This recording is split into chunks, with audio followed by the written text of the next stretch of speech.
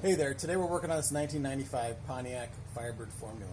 It's got the LT1 V8 5.7 liter and a T56 6-speed manual transmission behind it. Just to give you some background, it's got 206,000 miles, we think, based on the dash cluster that's in the car. Although at this age, 30 years old, it could have been replaced at some point. We had a charging issue where we were driving about 10 miles away, and the lights started to dim and the dash started to get real dark, and it wasn't charging off of the alternator anymore. The battery that was in it was on a trickle charger and was about 8 years old and was working fine. Held a charge, started all the time, multiple cranks, never had an issue with that battery.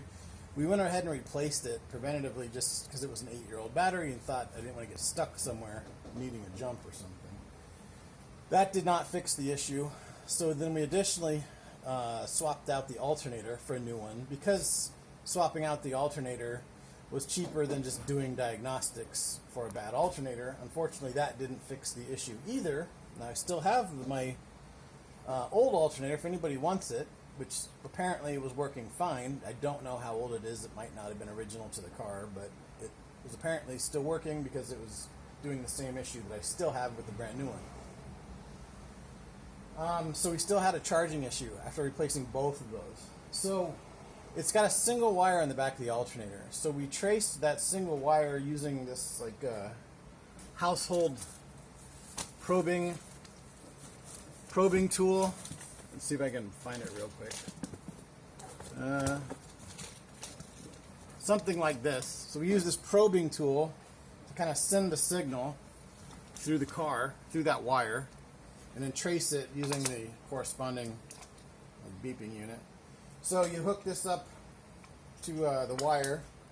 Now, the internet and the when I consulted, like Gemini, the thought was that single wire was coming from the ECM, which in that corner, which we pulled out so that we could trace the wire back to it. And none of the wires going to that ECM seemed to be this one coming from the alternator. So I think that's incorrect information. The wire we did trace back through that corner, through the firewall, through a connector that's inside the footwell of the passenger side of the vehicle. There's maybe an 8-pin connector, a white pin connector, in that footwell of the passenger side. It was kind of corroded, and I was hoping that was the issue, so we cleaned it up and put some dielectric grease on it to make a good connection. At that point, that did not fix the issue still. We continued to trace that wire all the way across, underneath the radio, across the car to the driver's side, up into the instrument cluster wiring harness. When we popped the cluster out, we're able to trace that to about the 4th pin. If you're looking at the the connector coming in from underneath from the dash with the cluster removed, it's about the 4th pin from the top left that wire was traced to. So that one wire, depending on who you ask, is either supposed to be the voltage readout for the dash or the signal wire to the alternator from the dash. I think it's the latter.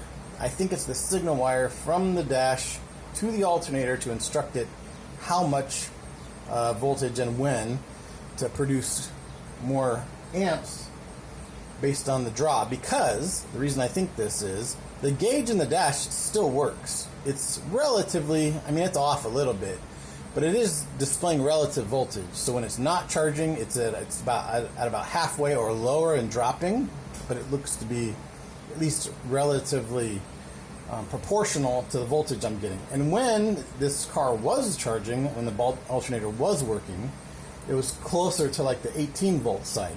When I measured it at the battery, it was about 14.6, so not exactly 18 or 16, 17 like it was showing, but still way above halfway on the dash. And that will occur whether or not this thing is charging or not. So I was getting maybe 4 to 6 volts on that wire intermittently. It still wasn't charging the car. It still wasn't activating the alternator to start charging. So I think it needs to be, because when it was working, I think it was about 11.5 or so volts. Never quite what the system voltage was, and I think the reason for that is because there's a voltage drop across a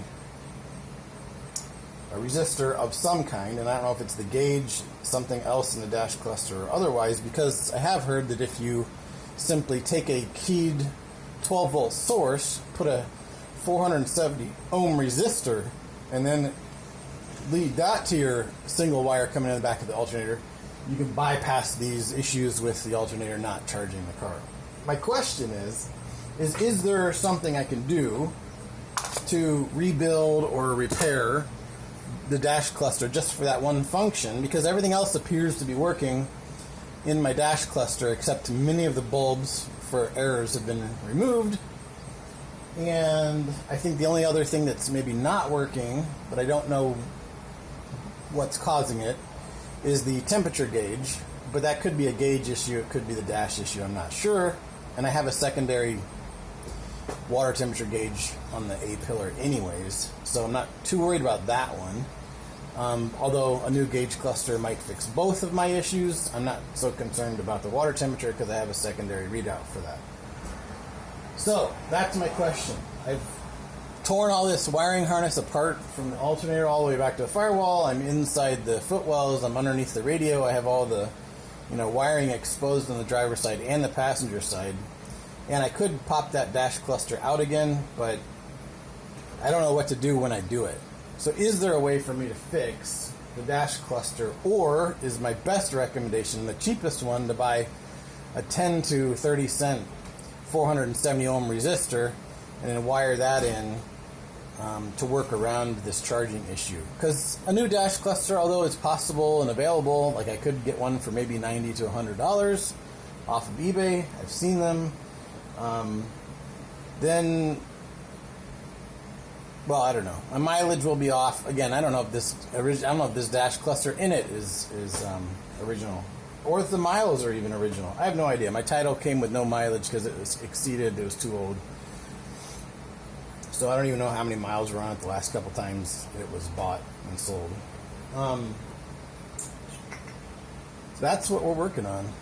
So in the meantime, I keep starting it and then charging it off of the trickle charger just to keep my battery from getting too taxed as I pull it in and out of the garage. And I might drive around the block once in a while because I can get about 8 miles before I start to have issues electrically, although I'm putting a lot of strain on the battery in order to do that. So that's what we're working with.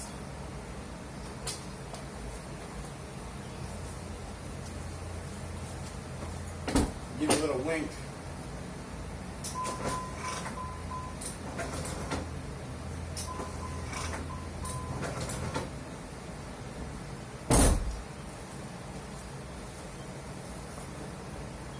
See ya.